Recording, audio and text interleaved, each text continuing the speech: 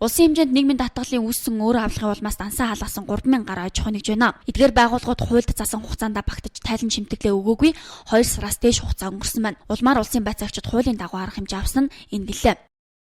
Тэгэхээр яг бид нар нийгэм даатгалын сангийн орлого бүрдүүлснээр бол буцаагаад бол нийгэм даатгалын сангаас олох тэтгэврэмж эрүүл мэндийн даатгалын сүнжүүлэлтийг санхүүжүүлдэг ийм онцлогтой ийм байгууллага. Тэгэхээр хэрвээ орлого маань бүрдэхгүй саад бэрхшээл очих юм бол нөгөө талд хүмүүс олгодог тэтгэврэмж эрүүл мэндийн сүнжүүлэлтийг саадах ийм үр дагавартай. Тийм учраас бол цаг хугацаанд нь нийгэм даатгалын сангийн төсвийг бүрдүүлэх ийм даалгавар бидэнд байгаа.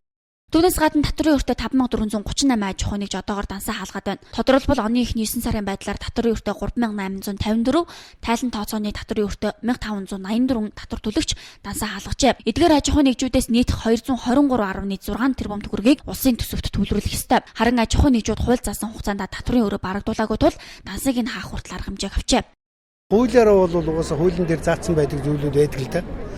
Татварынхаа хуулийн дээр одоо татвараа төлөөгөө бол бас ингээд хүү торгуулна, алданг тооцсон, бүр болохгүй дансын арга хэмжээ дараа нь болохгүй бол тодорхой хэмжээний хууль бичнийг байгуулж илрүүлэх арга хэмжээний байдаг. Хууль мөрдөхөд бол энэ. Гэхдээ өнөөдрийн байдлаар арайч 4,000 татвар төлөгчдийн дансаас явдал бол байхгүй.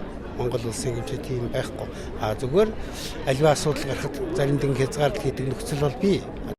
Энэ мэтэр төсвийн орлогоо бүрдүүлэх үүднээс төр үйлдвэрлэгчтэй төмөр нүрээ харуулж байна. Гэтэл дансаа хаалгасан аж ахуй нэгжүүд эргэлтийн хөрөнгөгүй өрөө төлж чадахгүй хурж үүдэ барахад тулаад байна. Уг нь өмнө нь нийгмийн даатгалын газраас ажил олгогчдод дэмжих итгэлийн аяныг өрнүүлж байсан. Уг аяны хүрээнд 6.7 тэрбум төгрөгийг нийгмийн даатгалын санд төвлөрүүлж байсан юм. За тэгвэл энэ удаад мөн төрлийн байгууллагуудаас аж ахуй нэгжүүдтэй итгэл хүлээлгэж үйлдвэрлэгчдэд дэмжих шаардлагатай байна.